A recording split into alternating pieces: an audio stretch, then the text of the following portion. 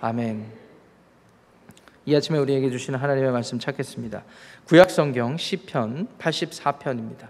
시편 84편 1절부터 12절까지 84편 전체를 봉독하시겠습니다. 1절부터 12절까지의 말씀입니다. 찾으셨으면 한 절씩 교독하시고 마지막 절은 합독하시겠습니다.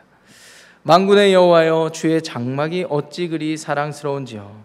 내 영혼이 여호와의 궁정을 사모하여 쇠약하며 내 마음과 육체가 살아계시는 하나님께 부르짖나이다. 나의 왕 나의 하나님 만군의 여호와여, 주의 제단에서 참새도 제 집을 얻고 제비도 새끼들 보금자리를 얻었나이다. 주의 집에 사는 자들은 복이 있나니 그들이 항상 주를 찬송하리이다. 셀라. 주께 힘을 얻고 그 마음에 시온의 대로가 있는 자는 복이 있나이다. 그들이 눈물 골짜기로 지나갈 때에 그곳에 많은 샘이 있을 것이며 이른 비가 복을 채워주나이다. 그들은 힘을 얻고 더 얻어 나아가 시온에서 하나님 앞에 각기 나타나리이다. 만군의 하나님 여호와여, 내 기도를 들으소서. 야곱의 하나님이여, 귀를 기울이소서. 셀라. 우리 방패이신 하나님이여, 주께서 기름 부으신 자의 얼굴을 살펴보옵소서. 주의 궁정에서의 한 날이 다른 곳에서의 첫날보다 나은즉 악인의 장막에 사는 것보다 내 하나님의 성전 문지기로 있는 것이 좋사오니. 여호와 하나님은 해요 방패이시라. 여호와께서 은혜와 영화를 주시며 정직하게 행하는 자에게 좋은 것을 아끼지 아니하실 것임이니이다. 만군의 여호와여, 주께 의지하는 자는 복이 있나이다. 아멘. 하나님의 말씀입니다. 2019년 팬데믹을 경험한 우리는 우리 신앙생활에 있어서 굉장히 중요한 부분을 깨닫게 되었습니다.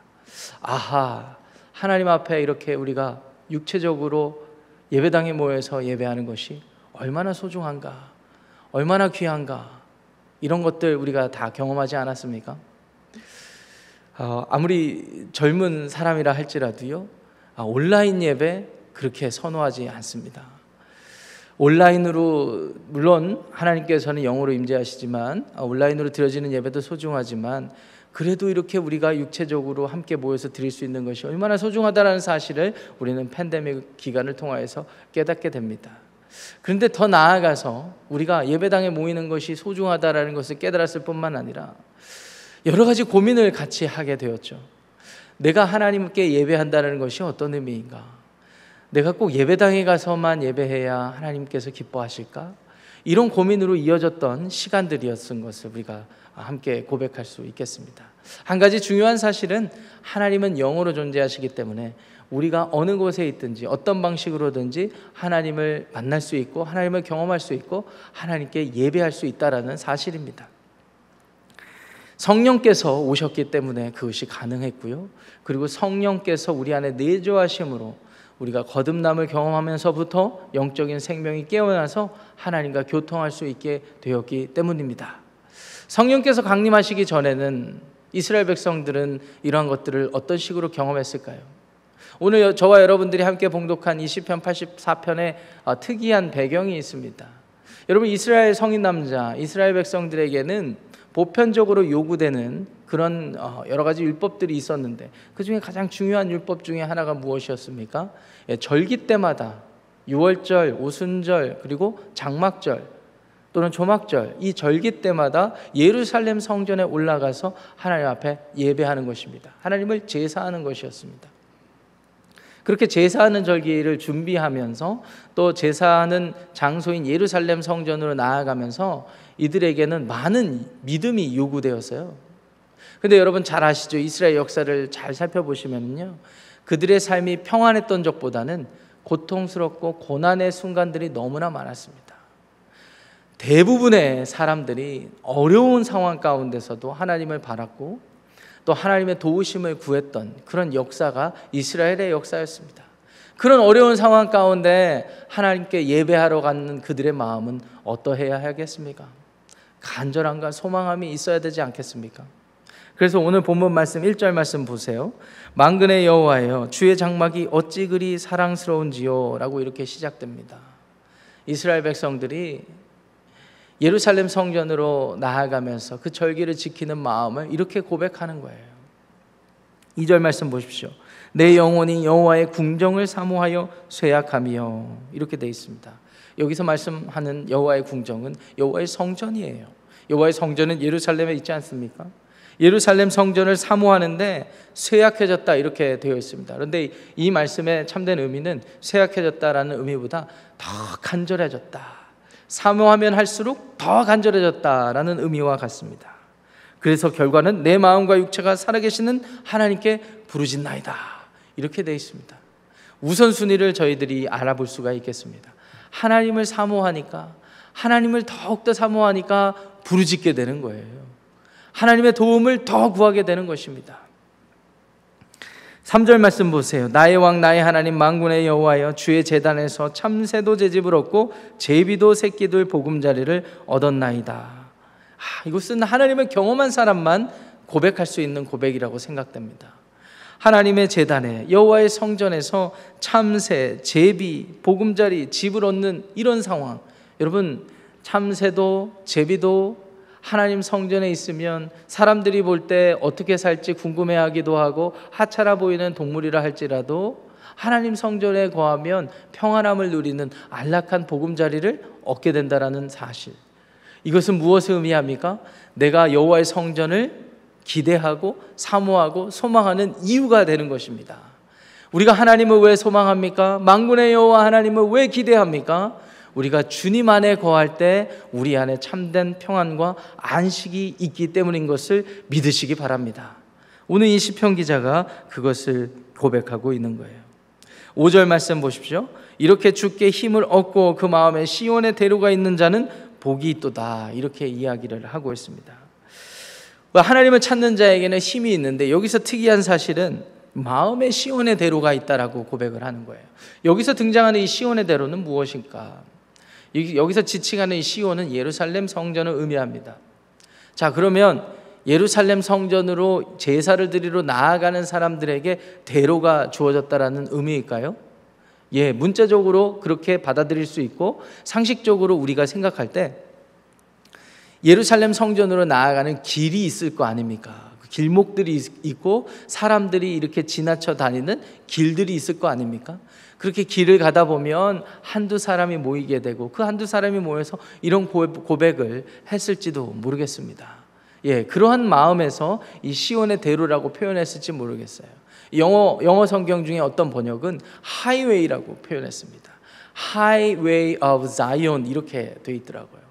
그러니까 시온으로 나아가는 대로가 열려 있는 그러한 상태를 얘기할 수도 있는 것입니다. 또 반대로 우리 마음의 상태를 얘기할 수가 있어요. 여기 보면 그 마음에라고 되어 있잖아요. 그 마음에. 그러니까 비유로 대로를 비유로 우리 마음의 상태를 얘기할 수 있다라는 것이죠. 여러분, 우리가 어떤 일을 만나든지, 어려운 일을 만나든지 좋은 일을 만나든지 하나님 앞에 나아갈 수 있는 대로가 뻥 뚫려 있다라는 사실을 기억하시기를 바랍니다. 내가 곧 길이요 진리요 생명되니 나로 말미암지 않고는 아버지께로 올 자가 없다라고 하신 예수 그리스도를 영접한 사람들에게는 하나님 아버지 앞에로 나아갈 수 있는 대로가 뻥 뚫렸다라는 사실을 기억하시기를 바랍니다. 그런데 왜 이 사실을 기억하면서 그 대로로 나아가지 못하는 것입니까?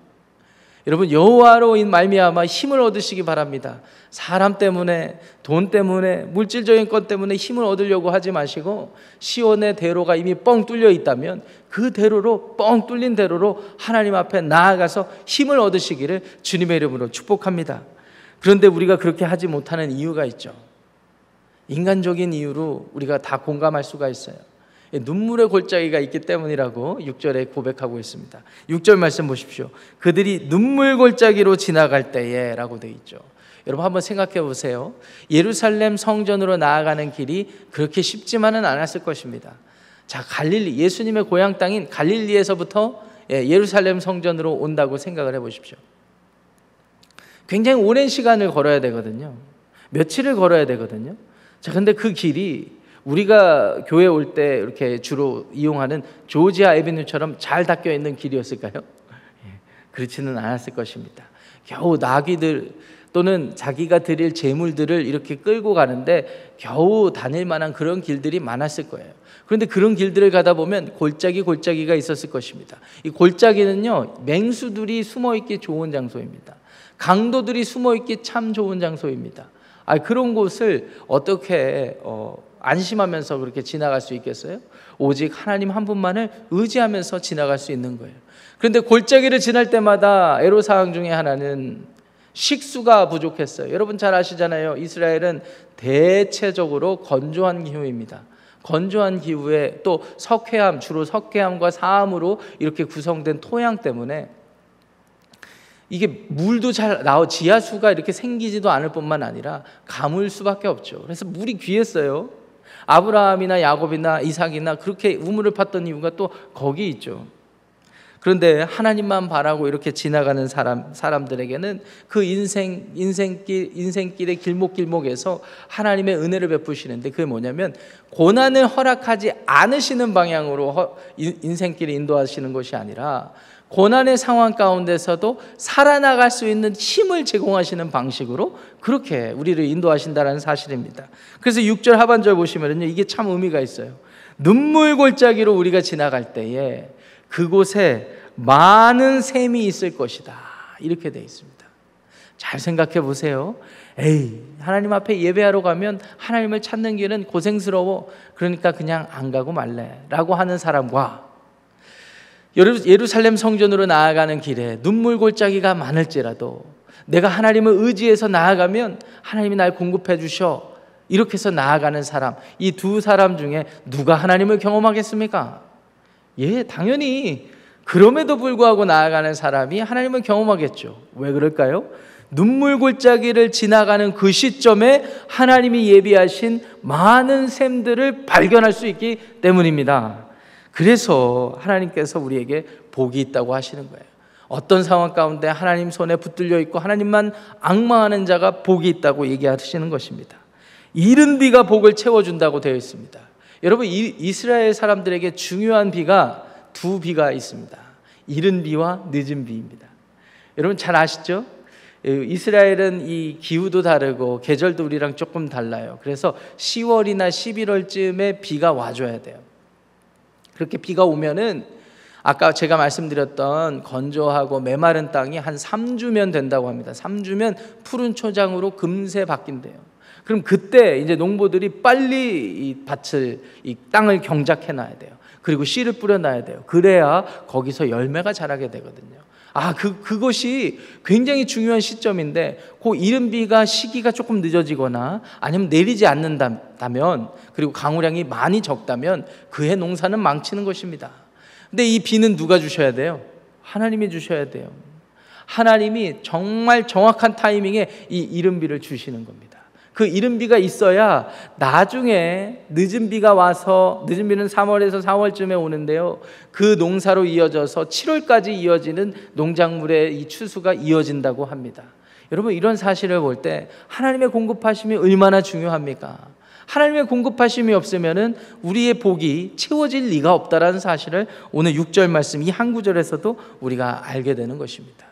그래서 이 사실, 이 영적인 사실, 영적인 기대감, 이 믿음을 가지고 한 걸음 한 걸음 그 인생길을 살아가는 사람들이 얼마나 복된지를 오늘 시편을 통해서 우리가 알게 되는 것입니다. 84편 9절을 보십시오. 하나님 앞에 이렇게 믿음을 고백하는 사람이 이렇게 기도하고 간구할 수 있습니다. 우리 방패이신 하나님이여, 주께서 기름 부으신 자의 얼굴을 살펴보옵소서.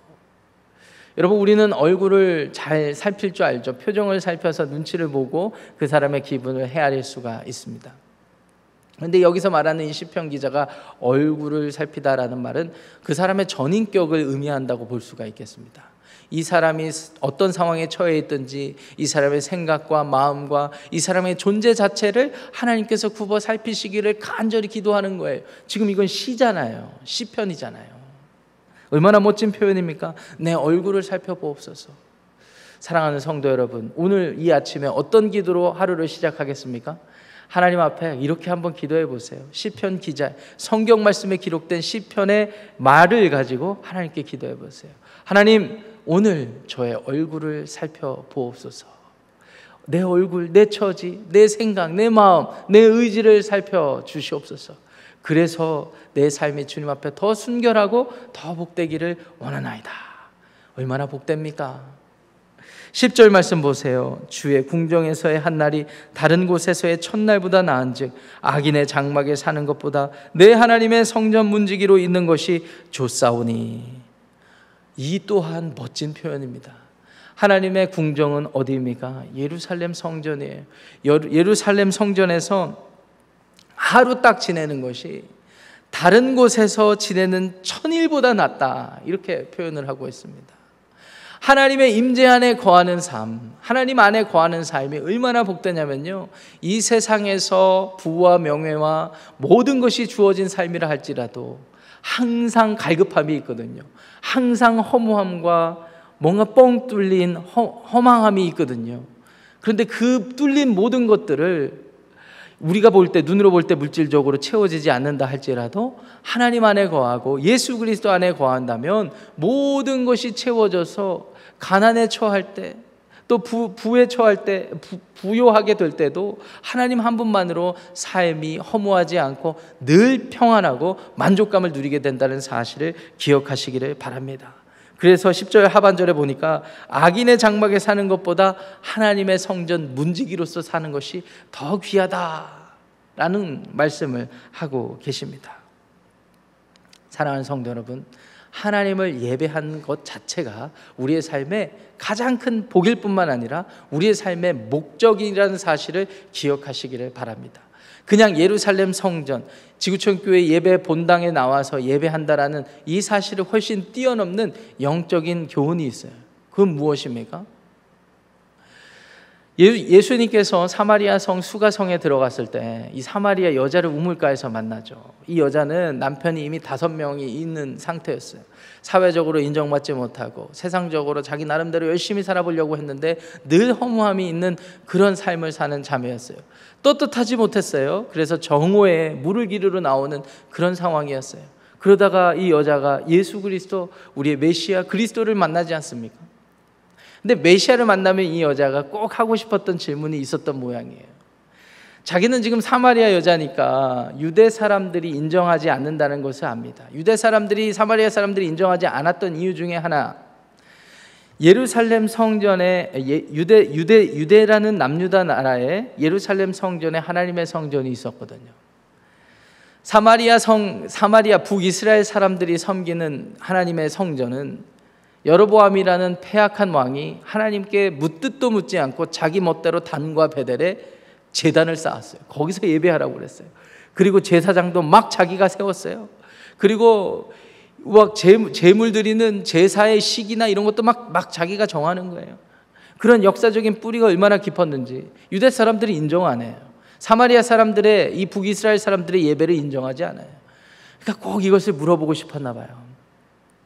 메시아가 나타나면 말이죠. 그때 어디서 예배하는 것이 맞는 거냐고 물어볼 때 예수님이 뭐라고 대답하셨어요? 요한복음 4장 23절에 아버지께 참되게 예배하는 자들은 영과 진리로 예배할 때가 온다, 이렇게 말씀하셨죠. 그러면서 하는 말이 곧 이때라, 곧 이때라. 예수 그리스도께서 오신 이때라. 아버지께서는 자기에게 이렇게 예배하는 자들을 찾으시는데요, 영적인 중요한 사실을 깨우쳐 주시죠. 하나님은 영이시니 예배하는 자가 영과 진리로 예배할지니라, 이렇게 말씀하고 계십니다. 예수님이 오셨죠. 성령께서 강림하셨죠. 그 이후부터는 단이든 베델이든 예루살렘 성전이든 우리 지구촌 교회 예배 본당이든 상관없어요. 우리가 하나님을 찾는 사모하고 앙망하는 상태의 삶을 살아가는 모든 삶의 순간순간마다 하나님께서는 우리의 마음의 상태로 예배를 받으시는 줄 기억하시기를 바랍니다. 요한복음 7장에서도 초막절 때 이 많은 사람들이 이제 순례 얘기를 떠나서 자기 집을 내버려 두고 예배로 왔죠. 이제 떠날 시간이 지났어요. 7일째가 되는 날이었어요. 7일째 되는 날의 의식 중에 뭐가 있습니까? 예수님 당대에는 성전으로 다 몰려들었어요. 성전으로 몰려들었던 이유는 제사장이 저 실로암 못에 가서 큰 드럼통에다가, 항아리에다가 물을 길러가지고 하나님의 은혜를 사모하는 마음으로 성전으로 향하는 퍼레이드를 했대요. 그러면 성도들이, 순례자들이 그 광경을 보면서 자기의 모든 소망과 기대를 담는 거예요. 하나님, 내가 농사를 지는데 잘 안 돼요. 하나님, 내 인생이 몇십 년을 이렇게 살았는데 내 인생이 기대만큼 잘 굴러가지 않아요. 하나님, 그래도 살아가시는 걸 내가 인정하고 오늘 예배하러 왔어요. 나의 모든 필요를 채워주세요. 이런 기대감으로 막 그 퍼레이드에 참여했대요. 그래서 퍼레이드를 하면 이제 제사장들이 항아리, 물 담긴 항아리를 가지고 제단에다 확 전제로 붓는데요. 그러면서 하나님 앞에 제사하면서 온 성도가 집으로 가는 겁니다. 근데 퍼레이드 하는 그 길목에 예수님께서 예루살렘 성전 어귀에 딱 서서 뭐라고 그러셨어요? 누구든지 목마르거든 나에게로 와라. 나에게로 와라. 나에게로 오는 자는 그 배에서부터 생수가 흘러넘치리라 라고 말씀하셨습니다. 사랑하는 성도 여러분, 오늘 이 84편 10편의 말씀이 얼마나 귀한지 몰라요. 우리들의 인생길을 살아가는데 하나님의 도움 없으면 살 수가 없습니다. 하나님의 도움 없으면 살 수 없다는 사실을 기억하는 것 자체가 복이에요. 하나님께 나올 수 있는 근거가 되지 않습니까? 그런데 이게 나오실 때, 이 시온의 대로로 나오실 때 어떻게 하나님께서 무엇을 채워주실지를 기억하면서 나오시기를 바랍니다. 우리의 영혼이 소생케 되고 우리가 하나님 안에 거할 때 완전히 회복되어서 이 세상에서 고통과 환난과 고난, 눈물의 골짜기를 지날지라도 하나님이 계시다는 사실로 든든하고 믿음으로 승리하게 된다는 사실을 기억하시면서 오늘 주어진 하루를 믿음으로 승리하시기를 축복합니다. 기도하겠습니다. 하나님, 감사합니다. 오늘 시편 기자의 고백처럼 우리의 마음이 시온의 대로로 나아가길 원합니다. 예수 그리스도 안에 거하는 자들은 성령께서 함께 하시고 성령께서 인도하시는 대로 살아가는 자들은 시온의 대로로 나아가며 눈물의 골짜기를 지날 때에도 많은 샘을 확인하며 하나님을 경험하는 삶을 산다는 것을 우리가 말씀을 통해서 다시 한번 기억합니다. 사랑과 긍휼과 은혜가 풍성하신 하나님, 오늘 우리의 삶의 처지가 눈물의 골짜기를 지나가고 있습니다. 많은 샘물을 경험케 하여 주시옵소서. 어떤 상황에 놓여 있다 할지라도, 우리의 삶이 고통스럽고 수고스럽다 할지라도 하나님께 나아가는 그런 사모하고 기대하는 마음 놓지 않게 하시고, 우리의 삶이 하나님을 그렇게 예배하며 하나님의 모든 공급하심을 경험하는 복된 삶이 되게 하여 주시옵소서. 예수님의 이름으로 축복하며 기도합니다. 아멘. 하늘에 계신 우리 아버지여, 이름이 거룩히 여김을 받으시오며 나라가 임하시오며 뜻이 하늘에서 이루어진 것 같이 땅에서도 이루어지이다. 오늘 우리에게 일용할 양식을 주시옵고 우리가 우리에게 죄 지은 자를 사하여 준 것 같이 우리 죄를 사하여 주시옵고 우리를 시험에 들게 하지 마시옵고 다만 악에서 구하시옵소서. 나라와 권세와 영광이 아버지께 영원히 쌓옵나이다. 아멘. 각자 기도하고 돌아가시겠습니다.